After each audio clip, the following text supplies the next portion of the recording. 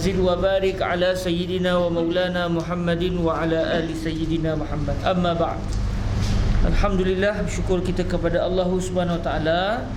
Dengan izin daripada Allah kita dapat bertemu pada malam yang bahagia ini untuk kita menyambung pembacaan kitab Bahrul Mazi karangan Syekh Muhammad Idris Ibni Abdul Rauf Al-Marbawi rahimahullahu subhanahu wa ta'ala, wa nafa'ana Allahu bi'ulumihi wa ulumi masyayikhina wa masyayikhikum, Allahumma amin.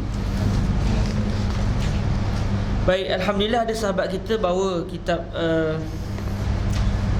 Al-Um berkenaan dengan masalah yang ke-576 yang sebelum ni kita agak tidak jelas perbahasannya. Dan alhamdulillah saya juga dah tengok nas ni dan alhamdulillah saya tak faham juga nas tu.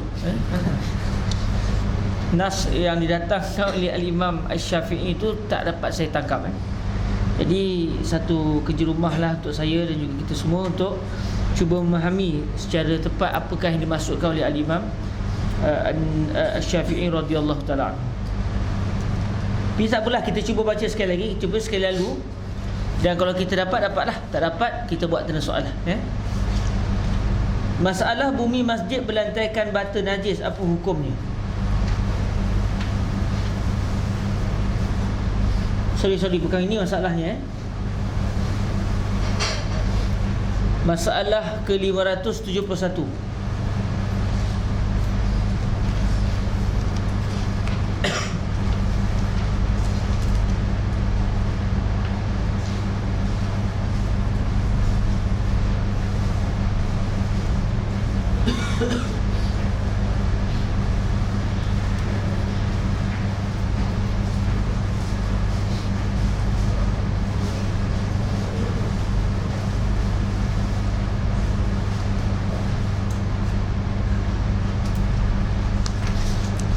Okey, masalah yang ke-571 yang dibincangkan berkenaan dengan masalah sekiranya seseorang itu kencing ke atas tanah, lantas kita nak tuang air itu macam mana? Kita baca sekali lagi.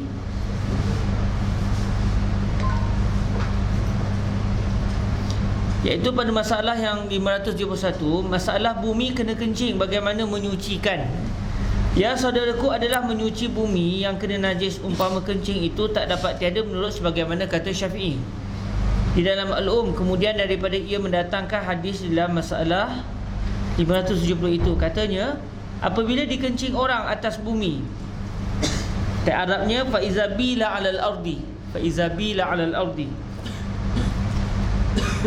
yang mau sembahyang di atasnya masalah ni bukan daripada kalangan Imam Syafi'i, itu daripada Syekh Idris Al-Marbawi, dalam kurungan tu daripada Syekh Idris Al-Marbawi. Dan adalah kencing itu membasahkan tempatnya ataupun mengering akan kencing itu oleh bumi. Masalah tersebut, wa kana al-baulu ratiban makanuhu aw nashafathu al-ardu,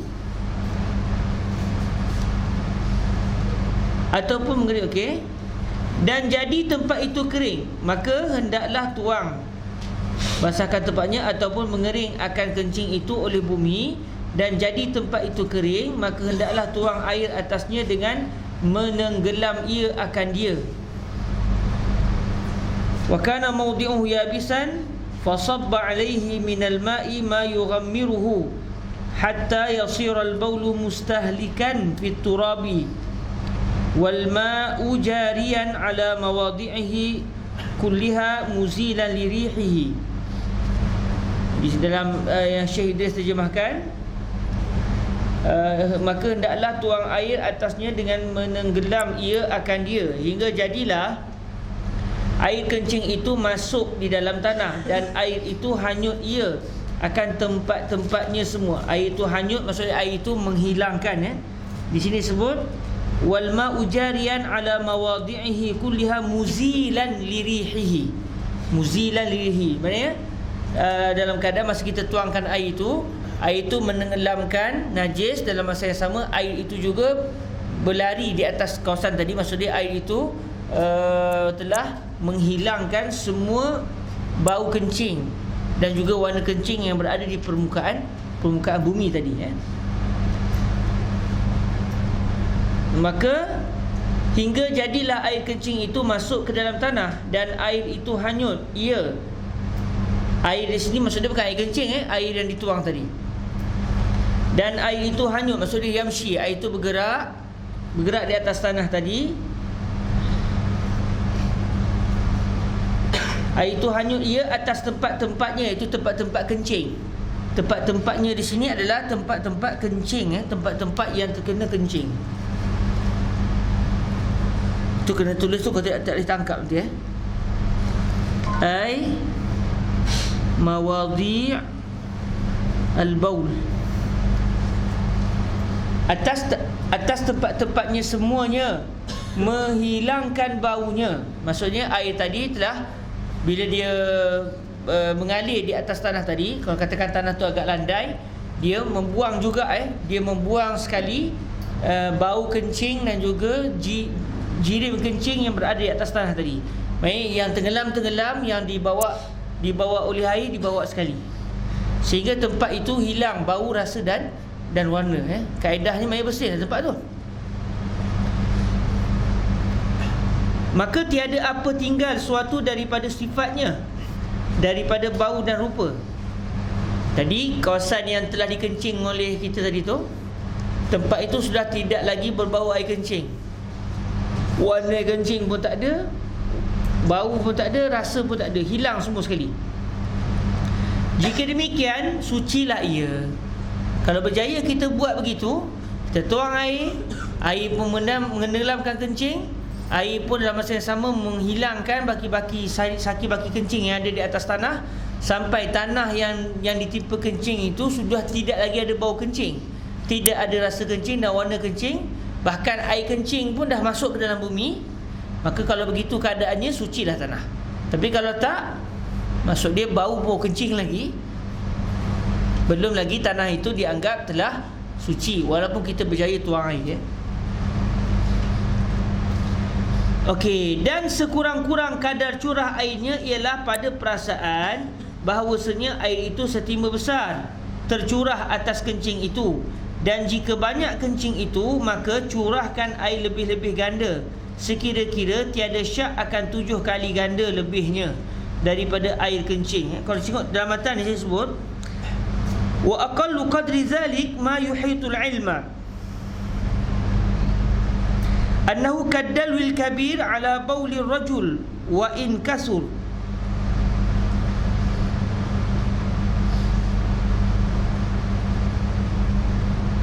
Yang ni saya tak faham, tak dapat tangkap Kaddalwil kabir ala baulir rajul wa in kasura wa zalika aktsaru minhu ad'afa la ashukku fi anna zalika 7 marrat atau aksar la yutahiruhu syai'un ghairuhu. Saya tak ditangkap apa yang diinginkan oleh al-Imam Asy-Syafi'i. Tapi kalau kita baca teks Syekh Idris Marbawi, kata beliau,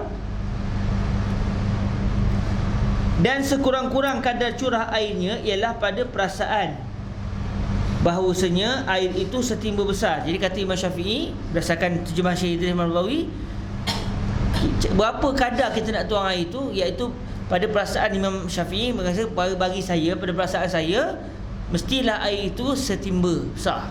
Okey, setimba besar tercurah atas kencing itu.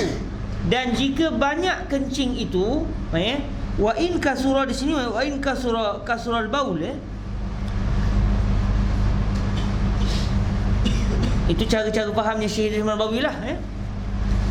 Dan jika banyak kencing itu, maka curahkan air lebih-lebih ganda, sekira-kira tiada syak akan 7 kali ganda lebihnya daripada air kencing, atau lebih banyak daripada 7 kali ganda. Jadi kalau kencing tu banyak lagi, bukan macam biasa, kencing tu banyak sangat, bukan satu timba, bahkan taklah dituang berlebih. Itu cara-cara yang disebut di sini lah. Maka tiada suci ia lain daripada itu. Jadi itu yang saya tak nak tangkap, apa yang dimaksudkan oleh Al-Imam Asy-Syafi'i. Kalau ikut zahir terjemahan daripada Syekh Izz Al-Bawawi di sini, maknanya kalau kencing tu biasa kita tuang satu timba. Setimba air, segayung lah, mudah kita kan, segayung air. Kalau kencing tu banyak, maka ketika itu hendaklah dituang, dicurahkan air biar berlebih-lebih lagi. Okey.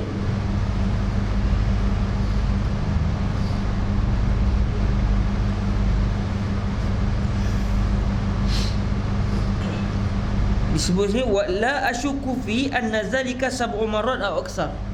Aku tak syak lagi bahawa bilangannya hendaklah 7 kali atau lebih, 7 kali timba. Yang tu saya tak tangkap apa yang diinginkan oleh beliau. Cuma kunci dia mungkin kita boleh nampak sikit. Saya cuba merajaah tadi. Dalam mazhab kita, mazhab Imam Asy-Syafi'i, tak disyaratkan mesti satu timba. Imam Ar-Rafi'i ketika menghuraikan hadis ni, walaupun Nabi sebut sabbu alaihi dalwan min ma', ahariku alaihi sajlan min ma'in aw dalwan min ma', walaupun disebut dalwan. Jadi kata Imam Ar-Rafi'i, adakah maksudnya mesti satu timba? Kurang dari satu timba tak membersihkan tanah. Jadi kata Imam Ar-Rafi'i, sebenarnya itu bukan mesti. Yang mestinya adalah tanah itu akan menjadi suci apabila hilang bau, rasa dan warna. Selesai. Kau kaedah biasa mazhab kita lah. Cuma yang Nabi sebut tu adalah sebagai orang kata biasanya lah.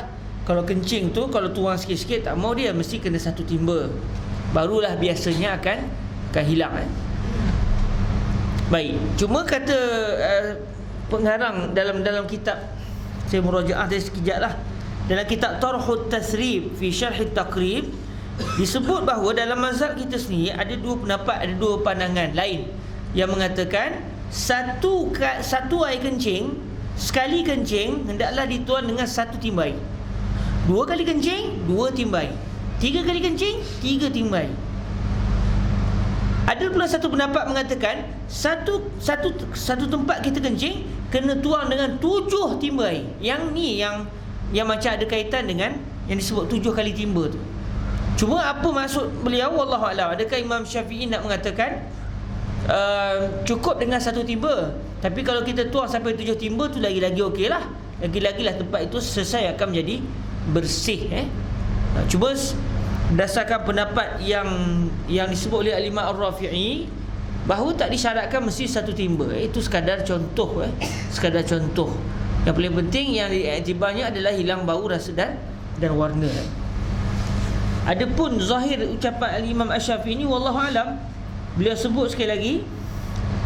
Kalau siapa yang cuba, yang dapat tangkap, maklumlah. Saya bacakan teks ini sekali lagi.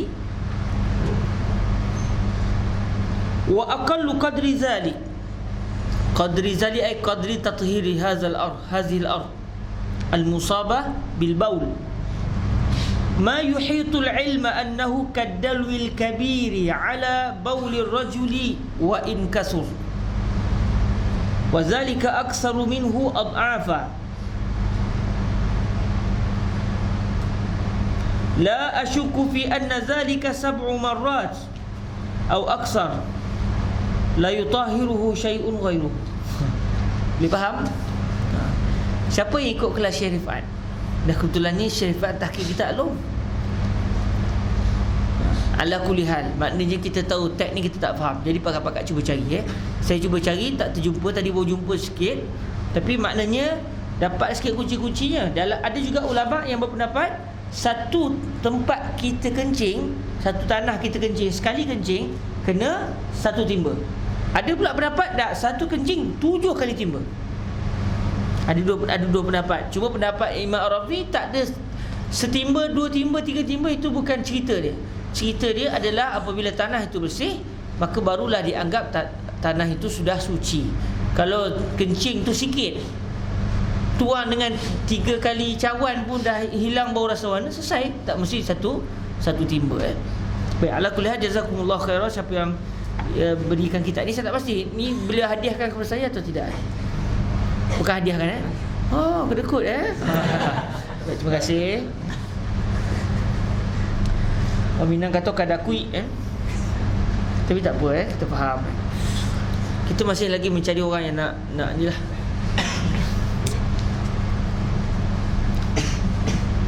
Baik, ala kulli hal itu antara benda yang kita usaha untuk cuba faham tapi tak jelas lagi ya. Ala kulli hal, alhamdulillah kitab ni banyak benda-benda besar yang kita tak tahu Dia saya tak langsung dengan majlis begini dia akan menyebabkan banyak benda tak selesai. Jadi siapa yang boleh kuasai kitab Bahrul Mazi dengan baik, dia menguasai banyak benda besar dalam perbahasan fiqh Jadi ini satu benda baik, baguslah Imam Syekh Hidayat Marbawi telah mendatangkan. Cuma kita sendiri tak pernah tangkap apa yang beliau inginkan. Jadi tanggungjawab kita untuk pastikan benda tu. Siapa boleh kuasai sungguh kitab ni dengan tahqiq dan sebagainya, insya-Allah dia akan dapat kuasai masalah-masalah fiqh yang dahsyat-dahsyat biiznillah. Moga-moga majlis ini sebagai pencetuslah ke arah itu Dan saya tak baca di rumah kitab ni datang terus baca. Sebab kalau nak murajaah dulu takut jadi tergendala nanti nak baca. Kita baca tawakal Allah. Mana dapat, mana tak dapat kita murajaah lepas ni. Jadi masing-masing pakat tolong-tolonglah untuk kita kuasai kitab ini dengan baik. Okey, kita masuk kepada perbahasan hari ini insya-Allah, iaitu pada masalah yang ke-578. Bismillahirrahmanirrahim. Alhamdulillah. Wassalatu wassalamu ala sayyidina wa habibina Muhammadir Rasulillah wa ala alihi wa itratihi wa ashabihi wa man walah, amma ba'd. Qala al-musannif rahimahullahu subhanahu wa ta'ala wa huwa asy-syaikh Muhammad Idris ibnu Abdul Rauf al-Marbawi wa nafa'ana Allah bi ulumihi wa ulumi masyaikhihi wa talamizatihi wa qurra'i bahril mazi wa sa'iri musannafatihi wa syurrahiha, Allahumma amin. 578 masalah tikar sembahyang najis. Maksudnya tikar sembahyang kena najis. Bolehkah sembahyang atasnya? Okey, kata Imam Syafi'i di dalam dan bermula hamparan dan barang yang dibentang dan sembahyang atasnya seumpama lantai apabila berdiri seseorang daripadanya atas tempat yang suci, dan jika yang baki daripadanya najis seperti di hujungnya atau tentang dadanya sekalipun, nescaya memadai akan dia oleh sembahyangnya. Jadi kalaulah najis itu berada di bawah hamparan memang sah. Ini katakan tikar tu ada di hujung-hujung tikar tu najis. Cuma masa kita sembahyang, anggota solat kita langsung tak bersentuh dengan tempat najis itu, dan pakaian kita pun tidak menyentuh ke tempat najis tersebut, maka sembahyang kita sah. Cuma kita berjiran dengan najis. Itulah kita berjiran dengan najis Contoh katakan saya sembahyang atas apa namanya kapet ni. Saya sembahyang, alhamdulillah tempat saya sembahyang tak najis, cuma di hujung kapet tu ada najis, tak masalah. Walaupun kapet tu ada bahagian je bernajis, tetapi najis itu tidaklah menyambar semua kawasan lain. Okey, berbeza kalau semua kapet ni bernajis, atau masa saya sembahyang ekor serban saya terjatuh ke atas tempat yang bernajis itu, maka ketika itu barulah batal sembahyang saya, kerana salah satu di antara pakaian saya sudah terkena najis Dan tiada seperti hukum tikar itu jaga-jaga. Beza sikit Dan tiada seperti hukum tikar itu jaga-jaga, kata Syekh Idris, segala pakaian setengahnya suci, maka dipakai akan dia, dan hujungnya yang najis diletakkan di bumi, maka demikian itu tiada sah sembahyangnya. Okey, satu orang dia sembahyang, ekor serban dia tu, hujung ekor serban najis, tapi ekor tu panjang betul, panjang gitu ke sana. Dia sembahyang tak bergerak langsung ekor serban dia, tetapi hujung ekor serban tu najis. Sah ke sembahyangnya? Tidak sah. Sebab dia tetap juga dianggap berpakaian dengan pakaian yang ada najis. Beza dengan satu orang yang dia sembahyang dalam keadaan dia sujud di atas ekor serban, yang ekor serban tu panjang sampai tak bergerak ekor serban, itu satu masalah lain, sembahyang sah. Tapi dalam isu pakaian bernajis ini, asal ada je hujung pakaian kita, sama ada bergerak atau tidak sewaktu kita solat, ada je najis pada pakaian, maka tak sahlah sembahyang tadi. Jadi tikar tak macam tu. Sebab tikar bukan pakaian, melainkan kalau kita jadikan tikar itu sebagai syal. Ambil tikar banyak, kita buat syal sikit pakai baju sujud tapi melebih tikar tu ke bawah lagi. Ada hujung dia najis, ketika itu barulah tak sah sembahyang, kerana ada pada pakaian kita ada najis. Tapi setakat ni belum saya pernah tengok lagi lah. Belum pernah tengok lagi Kok lepas ni Ruak Jawi nak buat satu model baru pulang lah syal tikar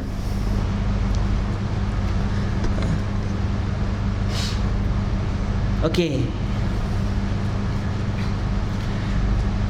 Maka demikian itu tiada sah dalam isu pakaian yang hujungnya ada najis, maka tidak sah sembahyang orang yang memakai pakaian tersebut. Kerana dikatakan orang akan dia memakai akan kain. Orang kata awak ni pakai pakaian yang bernajis. Pakai pakaian bernajis tak sah sembahyang. Maka ke mana ia pergi adalah ia sertanya bersalahan tikar tadi apabila ia melangkahkan kaki daripadanya, tinggallah pada ia tempatnya. Orang tak kata tikar tu pakaian. Okey? Sama juga sebagai orang yang pakai kasut. Dia sembahyang pakai kasut, kaki dia dalam kasut, bawah tapak kasut bernajis, tak sah sembahyang. Sebab dia dianggap memakai kasut. Kemana dia pergi, kasut dia ikut. Tapi kalau orang yang dia keluarkan kaki daripada kasut, lantas dia pun pijak atas kasut, dia pun sembahyang. Kalau perasan kadang-kadang kalau kita buat sembahyang jenazah dekat Ayub Ashir kan, bila kita berdiri dah di dataran tu nak buat sembahyang jenazah, kita pun pakat-pakat keluarkan kaki kita daripada kasut dan kita pijak kasut. Kita sembahyang, sah sembahyang ketika itu walaupun di tapak kaki kita ada najis. Di tapak kaki kasut lah, bukan tapak kaki kita Di bawah tapak kaki kasut itu ada najis. Kerana apa? Kerana ketika itu kita tidak dianggap memakai kasut, tapi kita berpijak pada kasut. Dia bukan lagi pakaian ketika itu Jadi macam tikar tadi, orang tak kata itu pakaian kita. Sebab kata Syekh dia, kalau kita melangkah habis sembahyang kita berjalan, tikar tu still di tempat dia, dia tak mengikut kita. Berbeza kalau kita jadikan tikar tu sebagai syal, kita ke mana-mana kita membawa tikar tersebut. Okey. 579, masalah air kencing itu najis, apakah dalilnya? Kata Nawawi radhiyallahu taala anhu, adalah hadis pada masalah 570 itulah dalil yang mengisbatkan air kencing anak Adam itu najis, dan ialah yang diijma'kan atasnya. Tak ada khilaf dari sisi para ulama yang mengatakan kencing manusia itu najis. Tapi kalau kencing binatang berlaku khilaf juga. Kencing ayam macam tu, ayam kencing ke?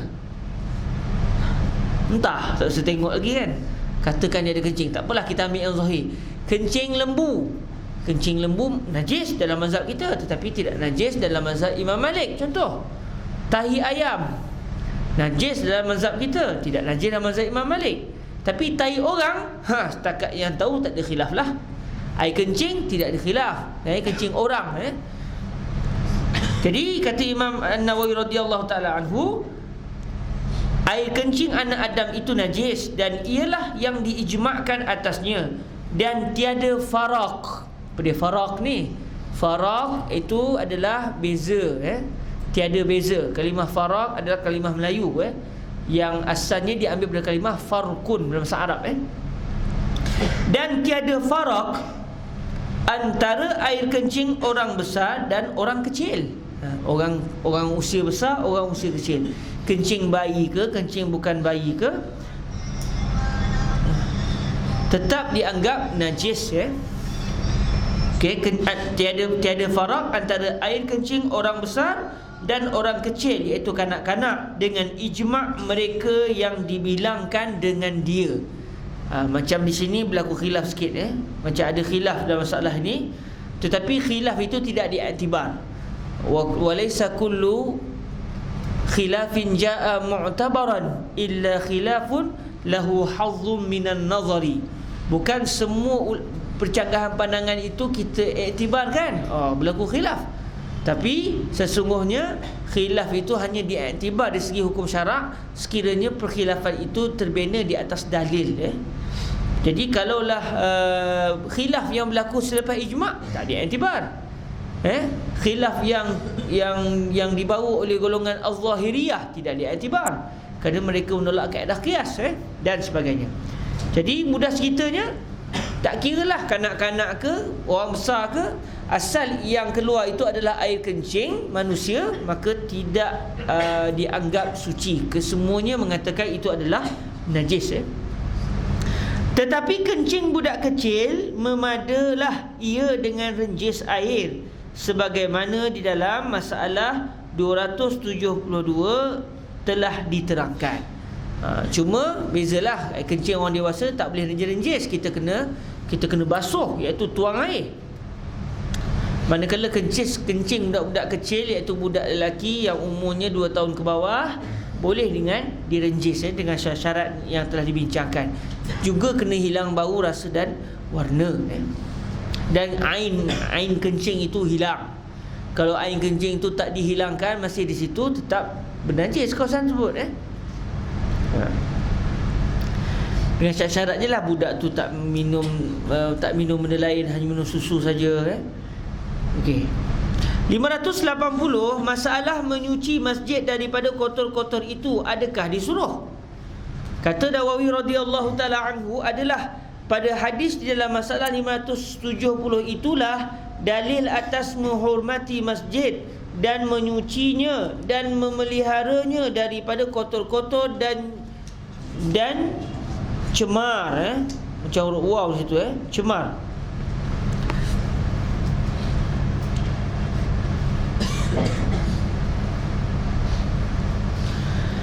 Dan ludah pun, walaupun ludah bukan najis, tetap haram kita kotorkan masjid dengan ludah. Dan menolakkan daripada hingar. Hingar, bisin, hingar, bising, hingar, orang Kedah kata hingar. Awak ingat kan tuan? Hingar.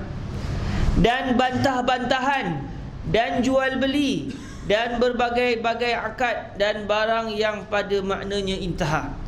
Maknanya semua perkara-perkara sifat keduniaan ini bergaduh, nak bertumbuk, tak boleh buat dalam masjid demi menghormati masjid. Luar masjid boleh bertumbuk ke? Tak boleh bertumbuk juga, kan? Tetapi masjid lagi-lagi tak boleh.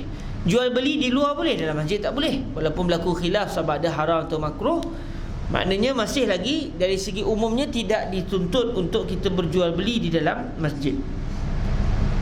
Sebab apa? Masjid ini Allah Ta'ala jadikan sebagai tempat untuk kita mengingati Allah Subhanahu Wa Ta'ala. Okey.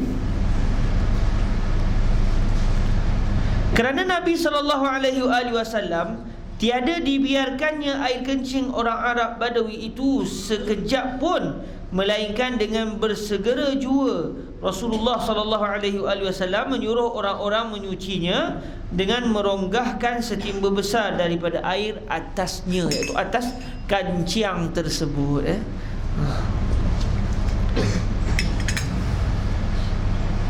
Okey. Jadi di sini menunjukkan bahawa masjid ni tak boleh kita biarkan dia kotor. Bahkan dalam hadis Nabi SAW pernah tengok ada macam kahak di dinding, di batang pokok kurma yang menjadi tempat Nabi bila sujud, Nabi akan sujud berdepan dengan batang kurma tersebut. Yang ini batang kurma itu adalah tiang yang berada di mihrab Rasulullah SAW hari ini. Jadi apa yang Nabi buat, Nabi terus cuci dengan tangan. Jadi di sini menunjukkan bukan kerja tukang siap saja bersihkan masjid. Kita nampak je kotoran, kita buang terus daripada masjid. Jangan tukang siap ni bersih kotor. Memanglah kerja dia membersihkan masjid, tapi kalau kita nampak, kenapa kita tak nak bersihkan? Sebab tugas membersihkan masjid ni adalah tugas semua. 581, masalah bumi itu sucikah ia bertuang dengan air? Ya saudaraku, di dalam masalah 571 telah diterangkan kelakuan menyuci najis daripada bumi. Kata Nawawi radhiyallahu taala anhu pula, adalah pada hadis di dalam masalah 570 itulah dalil atas bahawasanya bumi itu suci ia dengan tuang air atasnya dan tiada disyaratkan gali. Walaupun air najis tu sebenarnya masih ada, iaitu terperosok ke dalam bumi. Bila kita tuang, air kencing yang ada di atas bumi tu pun meresap ke dalam bumi. Di dalam tanah tu ada najis, tetapi kita tidaklah dipertanggungjawabkan oleh Allah. Bila nak solat, kena permukaan tanah, bawah-bawah tanah pun kena bersih. Tak cukup dengan permukaan tanah saja yang yang perlu bersih. Dan kata Syafi'i di dalam dan jika dituangkan orang di atas tanah itu akan najis seperti kencing. Dan jika dituangkan orang di atas tanah itu akan kencing. Satu orang dia buang air atas tanah, ataupun dia buang dalam cawan, betul dia pergi tuang atas tanah, dituang kencing di atas tanah, maka disegerakan oleh seseorang pergi ke tempatnya, lalu digalinya hingga tiada tinggal di dalam tanah itu daripadanya sesuatu yang basah, nescaya hilanglah najis itu semuanya, dan suci ia dengan tiada air. Kenapa jadi suci? Sebab dihilangkan air najis. Okey, satu orang dia kencing atas tanah, orang tengok, ambil cangkul terus, buang terus tanah yang di atas permukaan dengan bawah dia sekali. Ketika itu perlu dituang air lagi ke? Tak perlu tuang air, sebab tanah yang najis sudah dibuang keseluruhannya. Tapi rojalah, nak kena cari cangkul, kan? Ada cara senang. Ad-dinu yusrun wa lan yushaddad dina ahadun illa ghalabah. Cuba dalam mazhab Imam Abu Hanifah disyaratkan gali, tak boleh kalau hanya tuang dengan air. Cuma mazhab Syafi'i kita tidak begitu, dan berpandukan dengan hadis yang kita baca ini. Tapi mazhab Imam Abu Hanifah macam mana? Tak pegang hadis ke? Ada. Cuma mereka fahami hadis ini dengan kefahaman yang lain. Mereka tidak mengiktibar hadis itu contohnya. Adalah cara mereka memahami hadis. Setiap mazhab itu mesti ada dalilnya.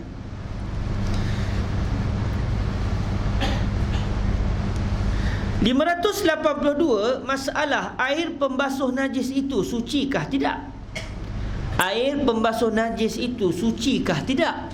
Air bila kita basuh satu benda, contoh pen saya ni bernajis, elok saya pegang-pegang, ada satu kucing pergi kencing atas ni, saya pun ambil air tuang ni dan basuh. Jadi air yang menitis tu dia anggap sebagai air mutanajis atau air yang tahir. Itu perbahasan dia. Rasanya itu je lah. Sebab saya tak baca kitab ni, saya main taram gitu je. Rasanya itu dah. Kita tengok. Kalau tak kena, minta maaf lah. Budak kecil baru berijtihad. Ya saudaraku, apabila seseorang membasuh ia akan najis, maka air pembasuh najis itu sucikah ia? Kemudian daripada dibasuhkan itu, suci atau tidak air yang mengalir, yang tumpah daripada tempat yang terkena najis tadi? Semestinya kalau contoh ni tangan ni terpegang najis, dia pun basuh, keluar air tumpah tu kuning, ni suci, ni suci bendanya kuning kan. Mestilah air mutanajis. Lama-lama air kuning tu makin keruh-keruh lain kali putih. Bau bau air mineral. Rasa, ya Allah, rasa air siwa. Warna macam biasa, tak ada warna kuning-kuning dah. Ketika itu air itu sudah lagi tidak dianggap mutanajis, tetapi dia dianggap tahir, ghair mutahhir, kerana dia baru saja selesai menghilangkan najis. Jadi air yang mula-mula keluar itu mutanajis, sebab sifat najis masih ada pada dia. Air itu berubah bau, rasa dan warna. Air itu pula biasanya kita tuang air itu sikit lah kan, kurang daripada 2 kulah.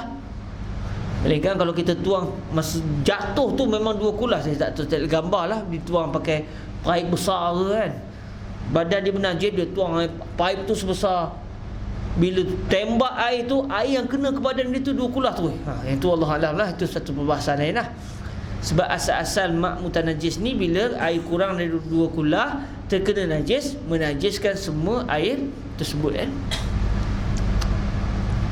Kemudian apabila hilang saja air najis, air yang mula-mula suci itu dia dipanggil sebagai ma'un tahir, sebab dia digunakan pada basuhan wajib.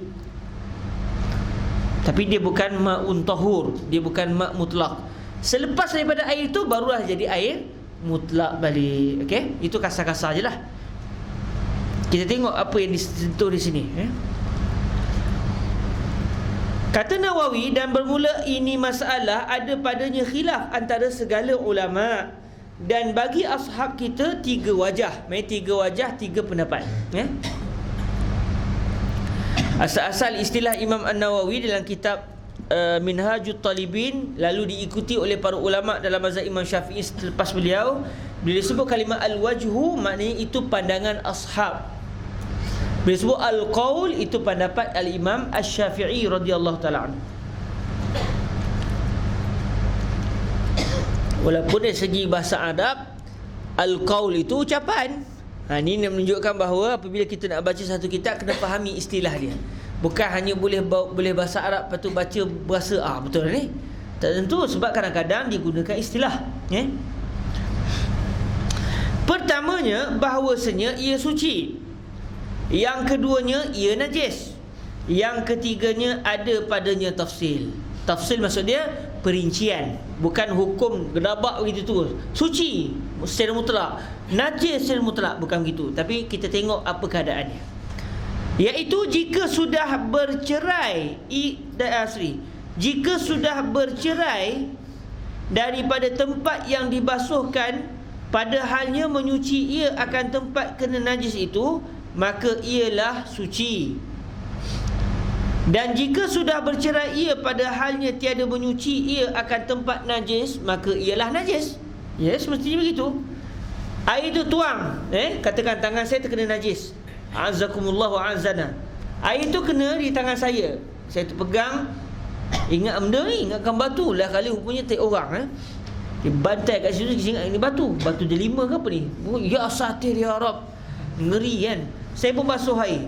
Basuh, gonyong itu, air pun ngalir gitu barulah ada lagi. Ingatkan dah habis, ada lagi. Semestinya air yang mengalir itu adalah air mutanajis, sebab najis masih ada. Jadi air yang kena kepada najis, maka air itu jadi mutanajis, sebab air itu kurang daripada 2 kulah. Tapi katakan najis akhirnya sudah hilang, lalu air pun kena ke tempat yang telah suci, maka tempat air itu ketika itu statusnya adalah tahir. Kata Nawawi, dan ini yang ketiga ialah yang sahih. Jadi dalam mazhab kita ada 3 pendapat ini. Cuma pendapat yang ketiga yang mengatakan tafsir inilah pendapat yang kuat dan juga pendapat yang dianggap mu'tamad. Maka khilaf ini apabila bercerai ia, hal keadaannya tiada berubah, adapun tiada berubah, itu tiada berubah bau, rasa dan warna. Tapi kalau berubah bau, rasa dan warna air tersebut, maka air tersebut dianggap mutanajis. Adapun apabila bercerai, hal keadaannya berubah, maka ialah najis. Maksudnya ialah mutanajis. Kalimah najis kadang-kadang diguna pakai untuk menunjuk kepada zat najis. Contoh macam teh orang, air kencing. Kadang-kadang kalimah najis digunakan untuk benda suci yang dihinggapi najis, iaitu dengan istilahnya mutanajis. Contoh macam tangan saya yang memegang najis, tangan saya ketika itu dianggap mutanajis. Bila saya bersihkan tangan saya, akhirnya tangan saya bertukar semula kepada tahir, suci. Tapi tai itu sendiri, kalau kita basuh tai itu, ni tai ni saya nak bersihkan ni, bersih, basuh dia sampai bila-bila pun, letak kelorok pun tetap dia adalah najis. Najis tidak dapat disucikan. Yang disucikan adalah mutanajis. Cuma di sini kalimah najis yang dimasukkan di sini bukan ain najis, tetapi adalah zat suci yang dihinggapi najis, atau istilahnya dipanggil mutanajis. Sama ada berubahnya itu rasanya, rasa dengan lidah. Ada orang banyak kata rasa dengan tangan, tak betul. Yang dimasukkan rasa adalah kita try sekali kan, kita lepas tinjak apa semua kan. Sekadar nak tahu bukan suruh amalkan ataupun nak suruh update dalam Facebook, tidak kan. Sekadar kita nak tahu, biar ingat masalah tu lepas kita istinja apa semua, rasa okey, baik, kita sudah suci. Tapi kalau ya Allah payau payau itu menunjukkan masih belum suci. Tapi tak wajib buat begitu. Dia berdasarkan zon. Kalau kita dah okey dah, semua dah, tak apalah, tak perlulah kita nak kena buat begitu. Okey. Masalah fiqh ni kadang-kadang dia banyak tasawur dia. Dan bukan semua benda tu kita kena lakukan, sekadar untuk mengingatkan, sekadar untuk kita mengingatkan dan menajamkan akal fiqh kita.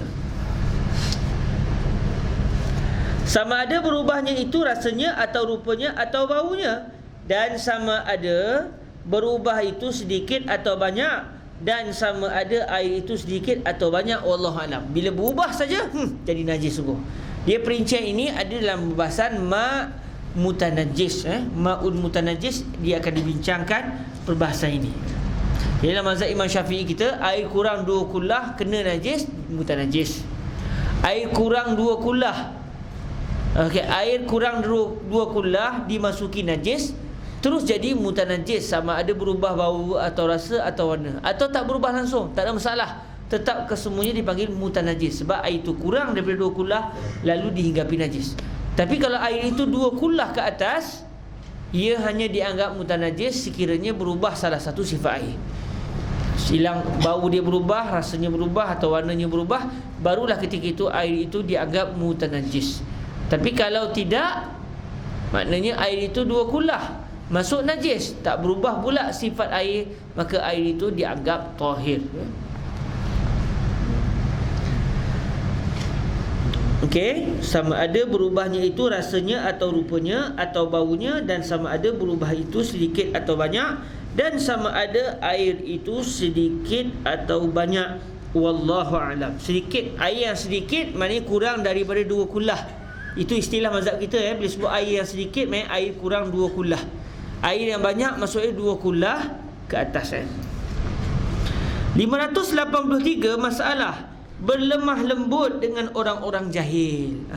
Ni antara istifadah yang kita dapat belajar daripada hadis ini. Orang tu jahil, maka mengapa kita nak tengking-tengking dia? Sebab dia jahil. Baik, kebetulan saya dah murajaah banyak kitab-kitab hadis. Kisah yang kita bincang sebelum ni, Arab Badawi tu, dia masuk masjid, dia solat dengan Nabi dulu. Selepas habis solat, dia berdoa, Allahumma arhamni wa Muhammadan wa la tarham ma'ana ahada. Terus Nabi tegur dia. Apa doa macam ni kan? Selepas tu dia kencing pula. Maknanya kencing berlaku selepas dia berdoa tadi. Sebab sebelum ni saya pernah baca yang dia berdoa itu sebab dia selepas dia selesai kencing, lalu dia tengok Nabi berlemah lembut kepada dia. Mungkin saya salah faham masa baca kisah itu, atau di sana memang ada riwayat lain, wallahu alam. Tapi takat saya cari tadi, riwayat yang saya jumpa kesemuanya menunjukkan bahawa sahabat Nabi ini, dia masuk dalam masjid, dia semayang dulu dengan Nabi.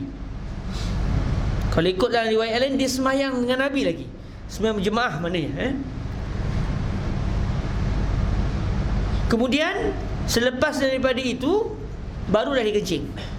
Selepas daripada dia berdoa, Allahumma arhamni wa Muhammadan wa la tarham ma'ana ahada, kemudian Nabi pun tegur kenapa dia berdoa begini. Kemudian barulah selepas itu dia buang air di dalam masjid. Lalu para sahabat pakat nak halang dia. Lalu Nabi kata biarkan. Itu dari segi cerita dia. Maksudnya apa yang didatangkan oleh Syekh Idris bertepatan dengan kebanyakan riwayat yang saya jumpalah. Cuma saya masih teringat-ingat ada cerita tu, tapi saya tak ingat kat mana saya baca. Mungkin saya yang tersilap, wallahu a'lam. Okey, balik kepada kisah kita, berlemah lembut dengan orang-orang jahil.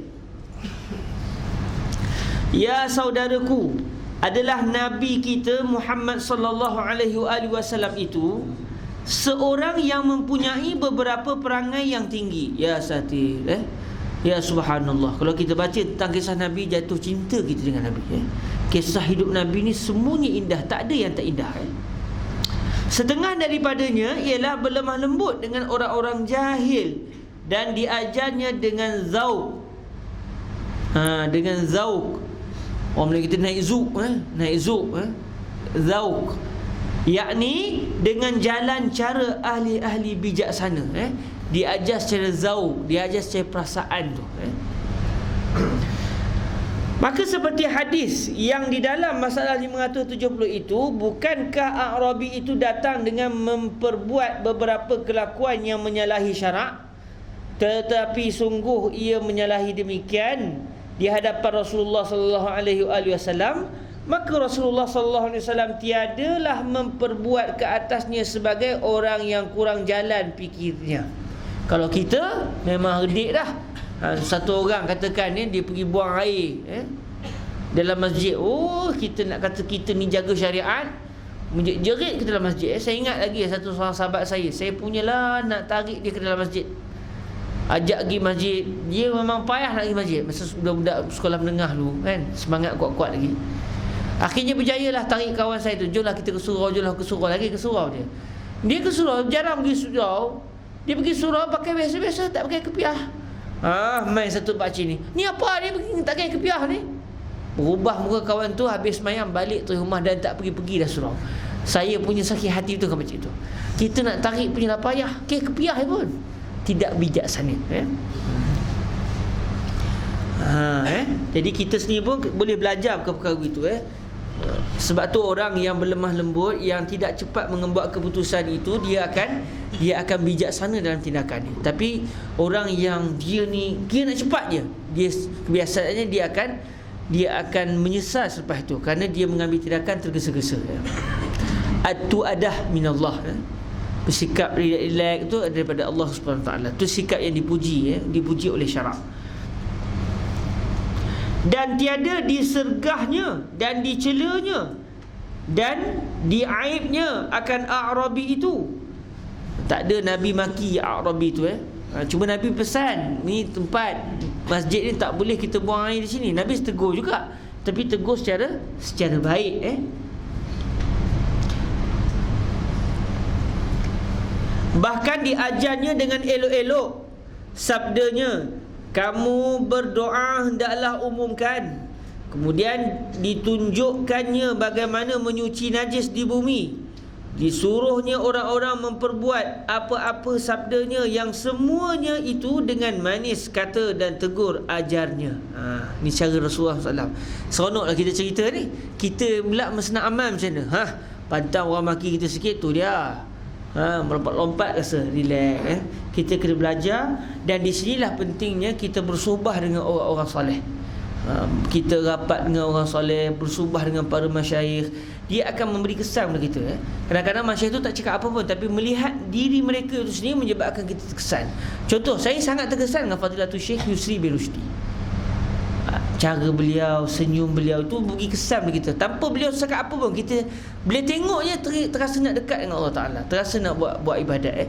Di situlah penting kita bersuhbah dengan para guru yang soleh, yang mereka ini merupakan warisan baginda Rasul sallallahu alaihi wasallam. Kata Imam Nawawi, maka pada hadis yang di dalam masalah 570 itulah dalil atas segianya, iaitu semestinya orang alim itu berlemah lembut dengan orang-orang jahil dan mengajar akan dia akan barang yang lazim ke atasnya dengan tiada berkeras dan menyakiti hatinya dan dirinya apabila tiada ia datang dengan mencari gaduh kerana memperleceh atau kerana bertegang merih. Tegang merih ni urat merih. Maknanya kita ni kena sedaya upaya bersikap lemah lembut. Bukanlah main lemah lembut sampai tak boleh bertegas. Bertegas boleh, tetapi kalaulah ada cara berlemah lembut dulu. Berlemah lembut dulu. Hatta bertegas pun bertegas dengan mengikut syarak, bukan ikut hawa nafsu kita.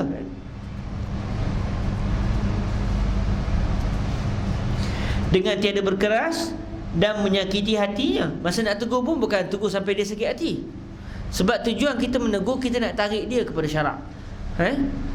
Hatta dalam segi masalah al-amru bil ma'ruf wan nahyi 'anil munkar pun, kalau dia tu buat perbuatan yang dia tahu perbuatan dia haram, tak wajib dah kita tegur. Sekarang dia tahu dah perbuatan tu. Cuma kalau kita nak tegur atau nasihat, kenapa masih lakukan benda begini, kita tegur dengan cara baik, itu lagi senang. Zaman hari ni lagi senang. Kita boleh menegur sahabat-sahabat ataupun kawan-kawan kita yang mungkin tergelincir daripada syariat dengan cara yang sangat mudah. Kita create Facebook tipu tu kan. Daripada kita maki-maki orang tuhala, kita tegur kawan kita secara baik kan. Dan kita nak tegur depan-depan, kita rasa bersalah kan.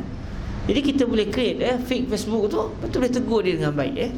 Itu satu benda yang baik. Itu kelebihan Facebook tiruan. Itu antara kelebihannya. Maknanya dia menegur tu kerana Allah, bukan untuk dikenali siapakah dia. apabila tiada ia datang dengan mencari gaduh kerana mempeleceh atau kerana bertegang merih, nak cari gaduh tu. Siapa cari gaduh? Sebab dia nak peleceh orang ataupun dia nak bertegang merih. Jadi kalau orang tu datang begitu, kita tengoklah suasana macam mana kita kena buat. Kalau dah dia sampai nak bertumbuk-tumbuk, jadi kalau kita boleh mengelak, kalau terpaksa ni kita takat mana yang diizinkan syarak. Tapi maknanya tasarruf kita ni mesti dalam hukum hakam syarak. Jangan kita menjaga agama itu sebab dan alasan untuk kita berlaku jahat. Kononnya kita nak membela syariat sampai kita buat pula benda-benda yang haram, melampaui batas yang diizinkan oleh syarak. Jadi semua ini dia akan beralih kepada ilmu. Dia akan beralih kepada ilmu. Orang yang tiada ilmu, dia akan bersangka dia mempertahankan Islam. Rupanya dia bukan mempertahankan Islam, tapi dia melanggari syarak. Dan pada hadis itulah menunjukkan Nabi menolakkan beberapa mudarat sebagaimana yang diterangkan pada hadis itu di dalam masalah 570 wallahu alam. Sebab kalau Nabi pun kalau Nabi tak alang para sahabat yang herdik nak marah ke orang tadi, apa yang berlaku? Dia akan lari. Bila lari, daripada satu tempat bernajis jadi banyak tempat bernajis. Jadi ia adalah satu masalah dan mafsadah. Jadi mengelakkan kemudaratan yang lebih besar itu dituntut oleh syarak. Walaupun kita terpaksa menerima kemudaratan yang dia punya statusnya agak kecil, dipanggil istilahnya akhafud dararain. Di antara dua darar, di antara dua masalah, mana yang paling ringan?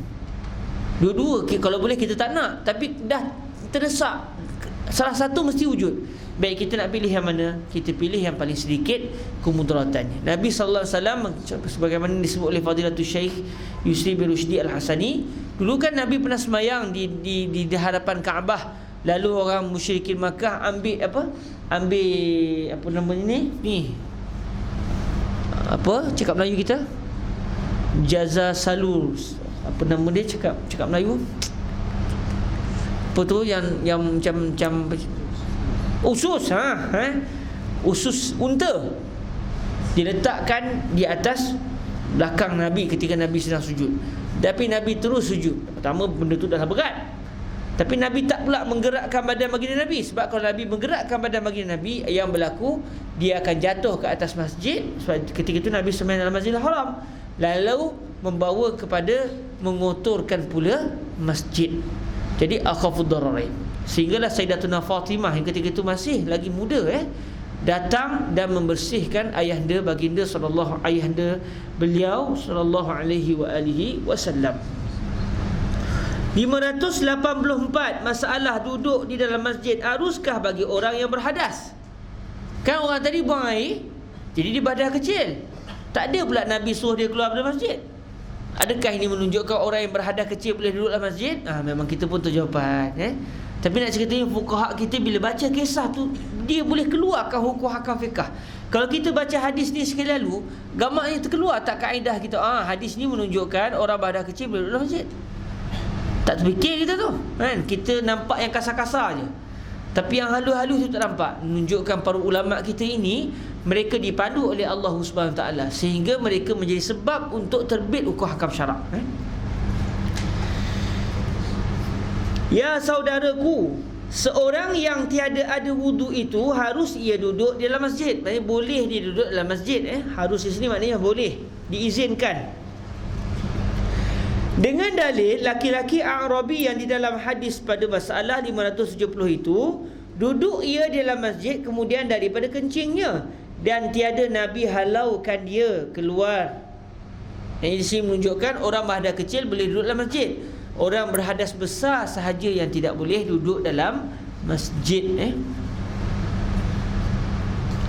Kata Nawawi radhiyallahu taala anhu, telah ijma' sekalian muslimun atas harus duduk di dalam masjid bagi orang yang berhadas.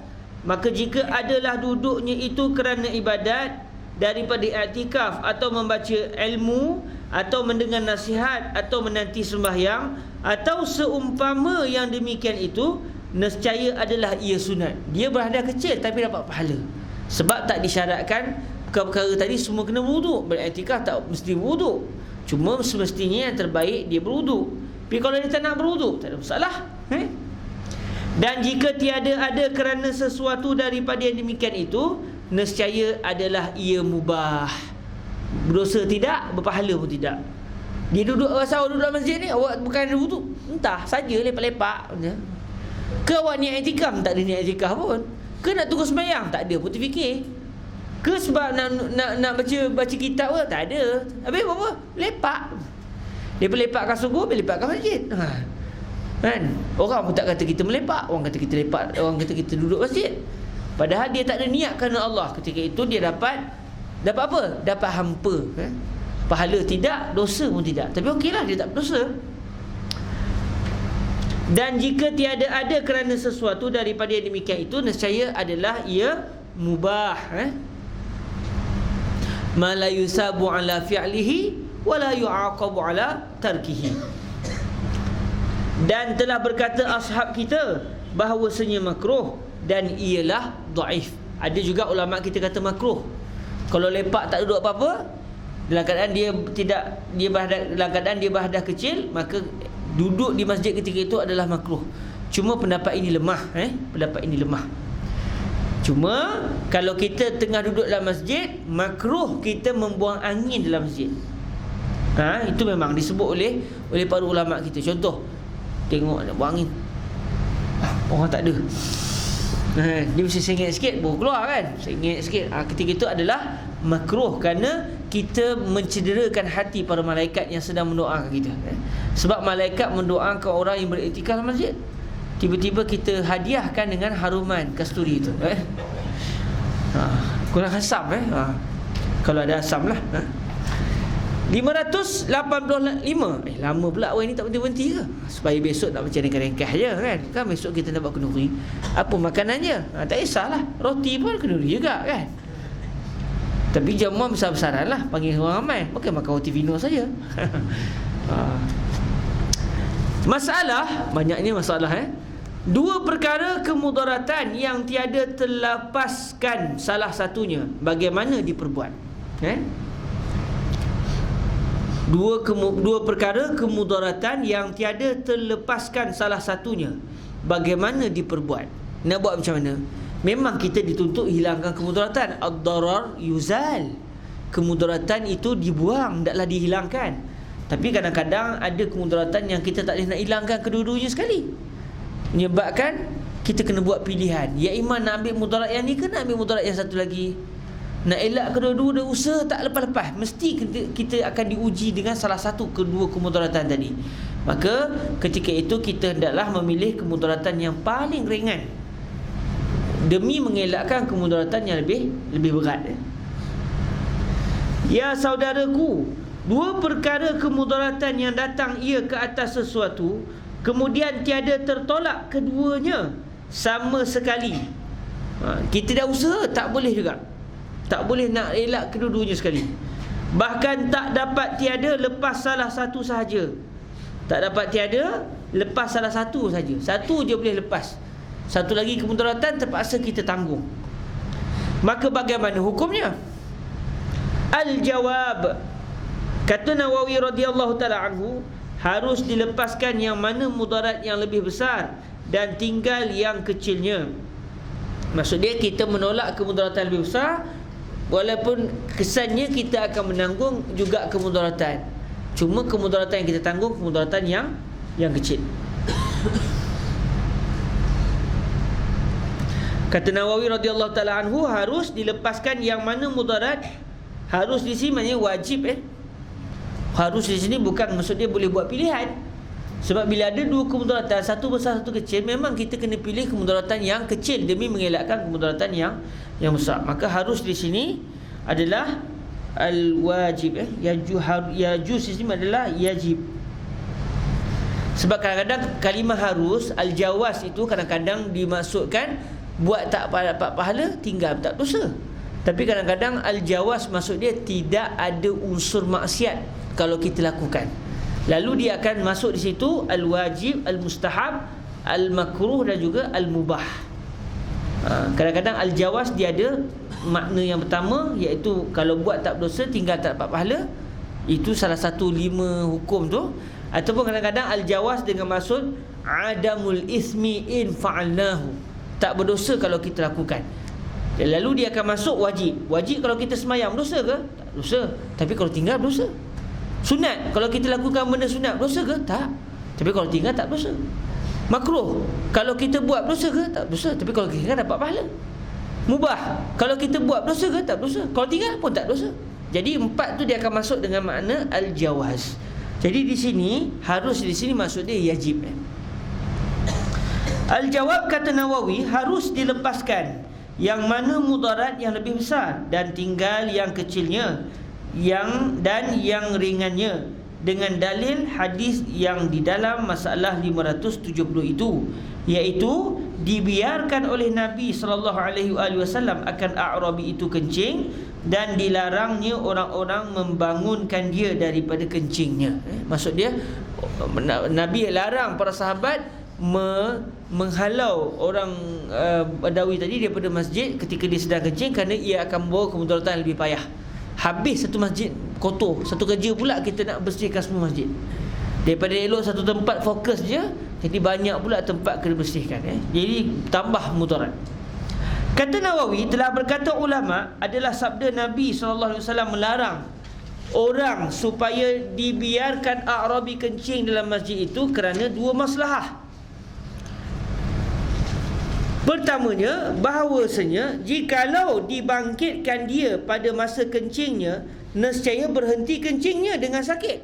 Tahan kencing, tahan. Udah. Sakit kawan tu, nahan kan.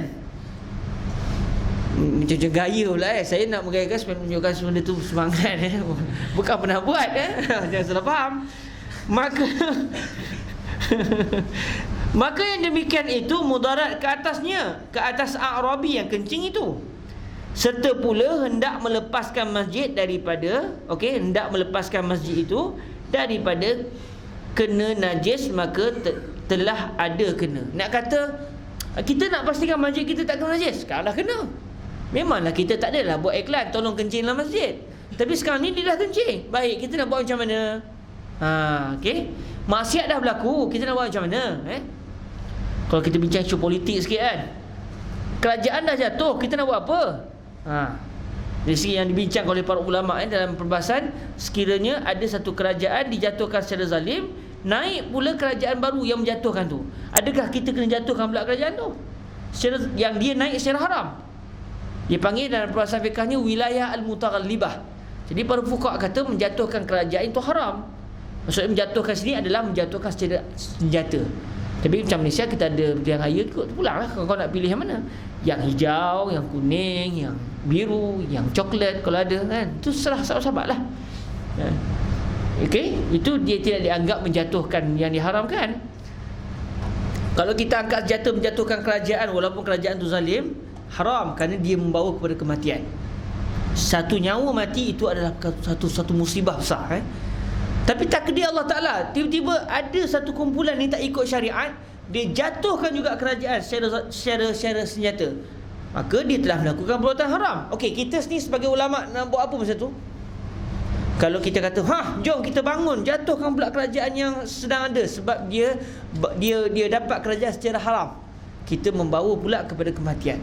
Lantas kita pula melakukan perbuatan yang haram.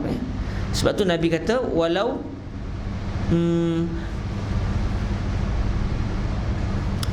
alal mar'il muslim as-samu wa ta'ah. Bukan satu hadis lain,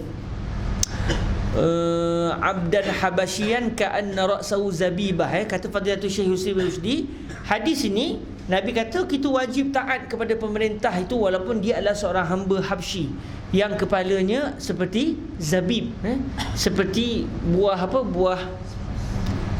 zabib tu kismis tak? Zabib tu kismis ya. Kata Syekh Yusri, bukankah dia tu naik secara bercanggah dengan syarak? Mana boleh hamba jadi pemimpin?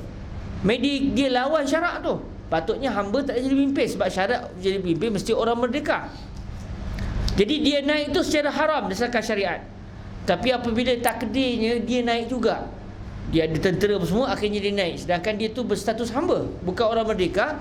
Maka wajib kita bagi ketaatan kepada dia, bukan kita redha dengan maksiat yang dia buat. Tapi itu je dua kemudaratan. Ya imam makin tumpah darah, ya imam kita tak apalah, sabar dengan apa yang ada. Maka yang diajar oleh baginda Nabi adalah kita dengar dan taat, walaupun yang naik itu secara bercanggah dengan syariat. Dia hamba, mana boleh jadi pemerintah. Kita tak buat iklan, okey, hamba-hamba yang ada sila jadi pemerintah. Itu kita buat benda haram. Tiba-tiba dia tak ikut syariat, naik secara haram, wajib juga kita taat kepada dia. Jadi kalau kita lihat di situ, kita akan nampak mengapa para ulama kita daripada dulu lagi mereka sangat sensitif dalam menjaga nyawa dan darah umat Islam, kerana demi mengelakkan kemudaratan yang lebih besar. Untuk kalau sahabat nak bincang panjang perkara ini, perbahasan yang disentuh oleh para ulama dalam isu dua mafsadah ni adalah wilayah al-mutaghallibah. Boleh buka kitab-kitab fiqh, cari al-wilayah al-mutaghallibah, al-wilayah al-mutaghallibah, ataupun boleh buka dalam perbahasan ahkamul bughah. Kita akan jumpa perbahasan-perbahasan fiqh yang berkait dengan isu-isu begini. Mungkin orang kata, awak bersama dengan kezaliman ke? Ya, kita tak bersama dengan kezaliman. Kita tak setuju buat orang buat zalim. Tapi masalah yang benda dah ada. Kita nak buat apa lagi? Menambahkan kezaliman? Atau macam mana? Nabi tak setuju orang kencing dalam masjid, tapi masjid dah kencing, orang dah kencing. Nabi tak biarkan terus dia kencing. Adakah Nabi redha dengan kezalim, dengan perbuatan haram itu? Tak redha. Tapi benda dah berlaku, kita nak buat macam mana? Kalau kita halang buat mudarat lagi, okey, biar dulu. Bukan kita redha dengan kemudaratan ini, tapi demi mengelakkan kemudaratan yang lebih besar. Panjang pula kat situ. Udah, kan tak khatam pula nanti. Ingat baca tu khatam hari ni ke? Tak. Sikit lagi. Okey, tak mana berhenti tadi?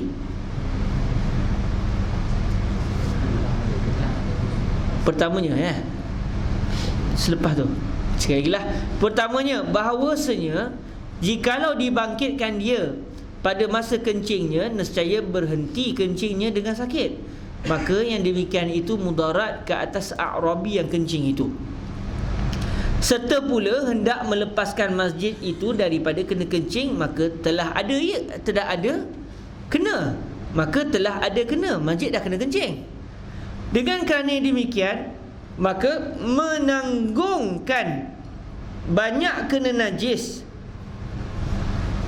di dalam masjid itu lebih aula daripada menjatuhkan mudarat kepada A'rabi. Biarlah ya, daripada si A'rabi itu jadi sakit, biarlah dia kencing, walaupun kita tak redha dia kencing tu, tapi mengelakkan kemudaratan lebih besar. Itu sekiranya kita bandingkan masjid kotor dengan A'rabi sakit, sebab dia orang, dia lebih besar kehormatan dia sebagai hamba Allah. Masjid walaupun kita hormat, tapi kehormatan manusia itu lebih besar. Dan yang keduanya, ini dua masalah yang kedua pula. Bahawasanya kena najis dalam masjid dengan kencing A'rabi itu sudah kena setempat yang kecil. Maka jikalau dibangunkan A'rabi itu daripada sedang ia kencing, nescaya boleh jadi berselilir merata-rata kainnya dan badannya dan beberapa tempat yang banyak daripada masjid itu. Daripada setempat je kena najis, jadi bertempat-tempat, jadi menambahkan mudarat. Maka dengan kerana demikian, ditegah Nabi akan orang-orang yang mendatangkan mudarat yang besar dan tiada apa menanggung yang kecilnya. Maksudnya kita terimalah, terpaksalah kita mengambil risiko lebih kecil dengan bersabar, ataupun dengan bersabar dengan menghadapi kemudaratan yang kecil demi mengelakkan daripada berlakunya kemudaratan yang lebih besar. Wallahu a'lam. Kita berhenti setakat ini dahulu, insya-Allah. Besok kita akan baca baki perbahasan ini, insya-Allah besok selepas daripada kelas Syekh Jamal Faruq Ad-Daqqaq Al-Hasani hafizahullah subhanahu taala. Kemudian insya-Allah kalau direzekikan Tuhan ada umur panjang, besok kita akan khatamkan juzuk pertama. Bunyi itu macam seronok khatam tu, padahal baru juzuk pertama. Tapi nak ceritanya supaya kita gembira. Kawan-kawannya kita dah berjaya baca. Kat setahun juga kita baca ni, setahun. Ingat tak hari mula-mula tu berapa bulan? Saya kebetulan memang tak tanda Tak ingat 17 Oh, ingat 17 tahun 2015. Masih setahun lebih. 9 sekarang bulan. Setahun 2 bulan lebih kurang, setahun sebulan tu. InsyaAllah dulu kita agak tertangguh-tangguh ni sebab kita buat pagi. Masa tu antara fatrah Syekh Yusri dengan kelas ni masih panjang. Tiba waktu makin dekat, jadi budak lagi kuliah semua jadi tangguh. Akhirnya terpaksalah buat malam. Kita buat malam demi untuk memastikan kitab ni terus dibaca. Jadi Alhamdulillah, kalau ada rezeki besok kita akan mengkhatamkan juzuk pertama dan kita akan terus sambung juzuk kedua pada hari Khamis insya-Allah subhanahu ta'ala. Dan insya-Allah dalam masa terdekat juga kita akan cuba create satu grup yang sudi untuk mentahqiq kitab Bahrul Mazi. Sebab kitab ini pernah ditahqiq. Saya dan juga kawan-kawan sempat tahqiq kitab ini, cuma tak dapat banyak. Jadi akan disambung balik. Jadi ketika tahqiq itulah masalah-masalah yang tak settle tu kita akan cuba settlekan dalam bentuk nota kaki di bawah. Sama ada murajaah dengan masyayikh balik apa semua, kita akan settlekan di situ. Jadi insya-Allah lah, kalau umur panjang, kalau Allah izinkan sebelum kita semua nanti mati, danlah kitab ni ditahqiq semuanya sekali. Sekiranya tidak, matilah kita dan disambung pula oleh anak-anak kita yang lain. Sebab cerita dia mudah. Kalau setahun keluar sejuzuk, kita jangkakan dia akan jadi 40 jilid kalau dia tahqiq nanti. Kalau setahun keluar satu, insya-Allah dalam tempoh 40 tahun lagi siaplah.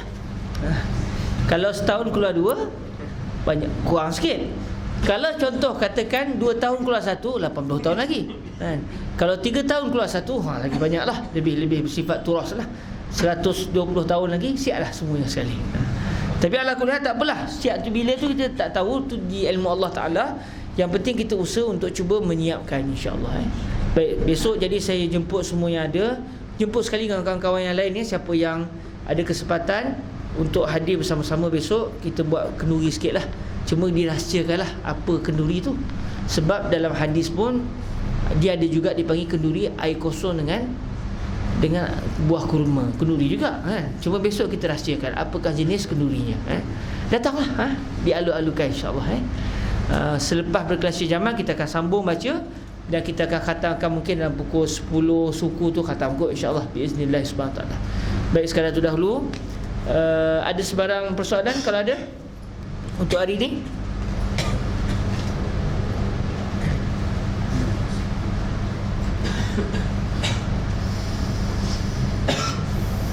Okey, kalau tak ada, kita sama-sama menangguhkannya. Ada? Silakan Akhi. Dua kullah. Dia Fadilatul Syekh Said bin Syatut sebut 2 kullah bersamaan dengan 196 liter. 196 liter. Atau yang saya sebut 197, saya 196. Tapi saya sendiri pernah cuba dulu cari. Dia jatuh dekat-dekat 2 liter juga. Dekat-dekat 200 liter. Dia kurang gitulah. Maknanya 196, 97, 200. Itu dipanggil 2 kullah. 2 kullah bersama dengan 196 liter. Katanya Fadilatul Syekh Sayyid bin Shaltut Asy-Syafi'i.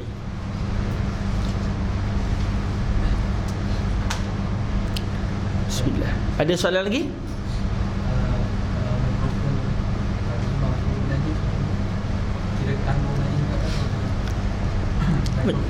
Mikrofon. Kalau di mikrofon tu najis, dia anggap menanggung najis. Bahkan kata perbahasan fuqahanya, bukan mikrofon tu saja, sepanjang-panjang mikrofon tu. Katakan dia punya cocok tu jauh, kalau di hujung tu ada najis pun tetap najis. Dalam kitab fiqh lama disebut satu masalah, satu orang tengah sembahyang, dia pegang tali. Tali tu hujung dia ikat kepala anjing. Dia ada belah anjing, diikat. Dia tak nak bagi anjing tu lagi, diikat kepala anjing tu dengan tali, betul dia pegang hujung tali. Dia sembahyang pegang. Anjing tak lagi dia tarik. Dia sembahyang tak sah kerana dia memegang tali yang di hujungnya ada najis. Cumanya janganlah bila kita tahu masalah itu, nak sembahyang tu cek macam tengok sana tengok saja. Janganlah gitu sekali. Maknanya kalau berlaku baru tahu kan. Kalau habis sembahyang Ustaz buat perasan. Dah habis semayang berpuasan, macam mana? Tak sah semayang dia, dia kena ulang semayang. Makmum macam mana? Makmum tak ada masalah. Makmum semayang sah. Sebab makmum beriktikad imam tu semayang dalam keadaan sah.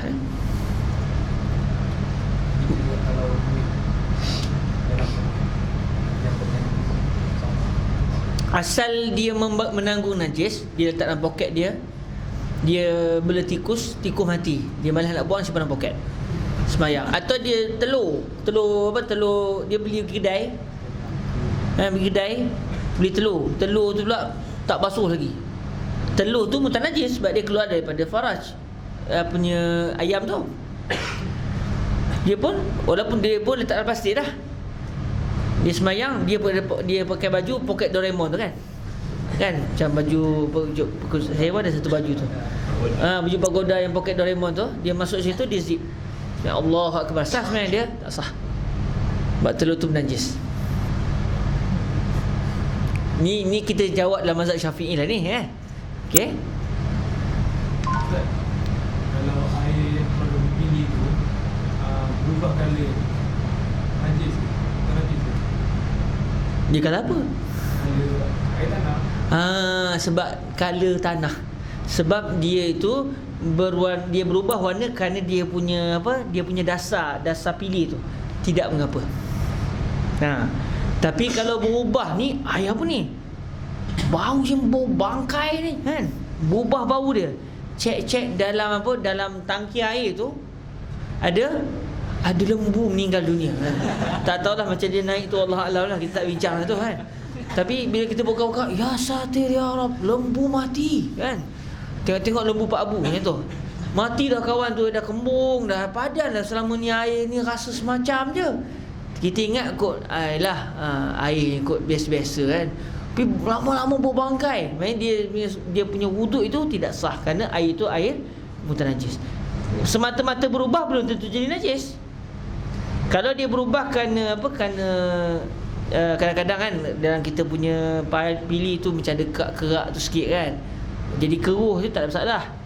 Itu dianggap lagi masih air suci. Tapi kalau berubah dengan sebab najis, ada najis jadi mutanajis. Okey.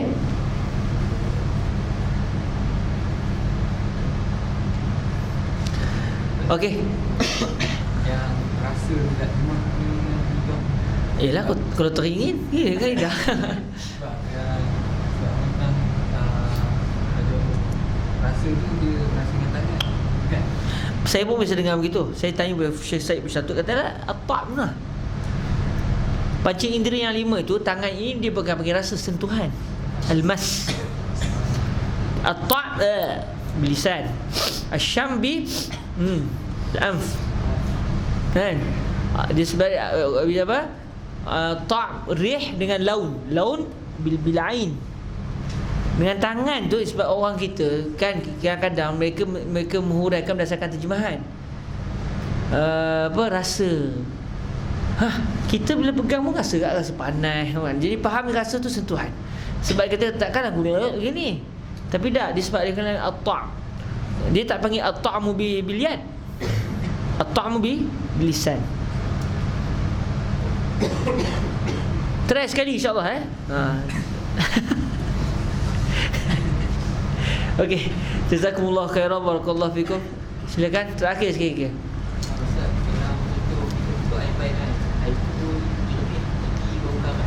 Tak apa. Tak apa. Sebab dalam antara benda yang sukar dielakkan, kata para ulama kita, adalah air yang berubah dengan sebab tu. Dengan sebab apa? Saluran dia. Kalau dulu contoh macam air dalam sungai, dia lalu dalam sungai, bawah sungai tu ada macam batu apa? Kibrit. Batu apa panggil? Kibrit ni cakap Arab Melayu apa? Belerang. Air tu jadi belerang macam air panas yang keluar dari bumi kan. Menunjukkan bau belerang tu air panas tu kan, bau belerang. Jadi air tu masih lagi dianggap mutlak. Tapi kalau sampai dah teruk benar lah dia punya tu, tu lain cerita lah. Tapi kalau biasanya contoh air tu sampai jadi kental tu dia tak panggil mak mutlak lah. Tapi kalau sekadar semata-mata keruh tu masih dimaafkan, sebab sukar untuk dielakkan. sa'bul ihtiras dalam perbahasan fiqhnya sebut. Okey, jazakumullah khairah. Perbahasan fiqh yang ada dalam kitab Bahrul Mazi ini, dia perlu diperhalusi dalam kitab-kitab fiqh khusus. Cuma kita baca ni secara kasar-kasar untuk kita tahu hukum. Adapun dari segi perincian dari segi fiqhnya, kawan-kawan kena murajaah kitab-kitab fiqh. Jadi ambil peluanglah belajar dengan para syuyukh kita yang mengajar kitab fiqh. Antara yang dakik dalam masalah fiqh, contoh macam Syekh Ahmad Ajin di Rumah Pahang yang dekat-dekat ni kan. Syekh Ahmad Ajin setiap hari Sabtu di Rumah Pahang. Lepas tu di sini-sini dengan Syekh Syed Syaltud hari Jumaat. Cuma masyayikh kita ni cakap Arab. Orang Melayu kita suka kalau boleh Melayu dengan Melayu, senang nak faham. Tak, kita ambil terus Arab. Susah sikit nak faham. Jadi lebihnya kita akan dapat dua. Kita akan semangat untuk baca lebih, kita akan boleh bahasa Arab juga dalam masa yang sama, insya-Allah subhanahu wa taala. Okey, sekadar itu dahulu kita sama-sama tangguh dengan kita berselawat ke atas Nabi SAW. Dan jangan lupa besok siapa ada rezeki, tak ada peluang, tak ada apa, datang Saya tak sempat datang Ustaz, 10 datang makan jamuan yang dirahsiakan itu Kita tak nak beritahu lah, takut kecil hati nak apa pula ni kan. Dan kecil hati tu ada dua Mungkin dia ingat biasa-biasa, rupanya luar biasa, kecil hati Atau dia ingat luar biasa, lalai biasa pun kecil hati. Jadi kita tak nak orang kecil hati. Demi mengelakkan kemudaratan lebih besar, kita rahsiakanlah makanan apa esok insya-Allah. Fi ilmillah. Allahumma salli afdala salatin ala as'adi makhluqatika sayyidina Muhammadin wa alihi wa sahbihi wa sallim adada ma'lumatika wa midada kalimatika.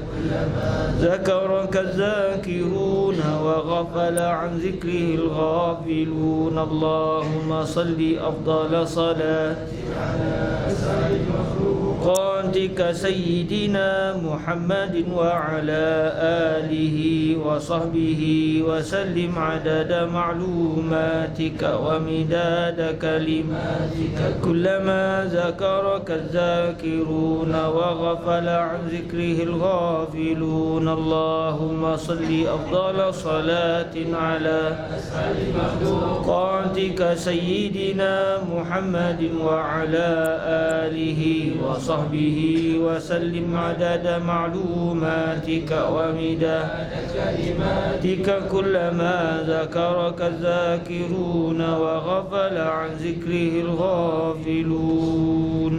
اللهم اجعلنا من عبادك المتقين واجعلنا من عبادك الصالحين وارزقنا فهم النبيين وحفظ المرسلين وإلهام الملائكة المقربين.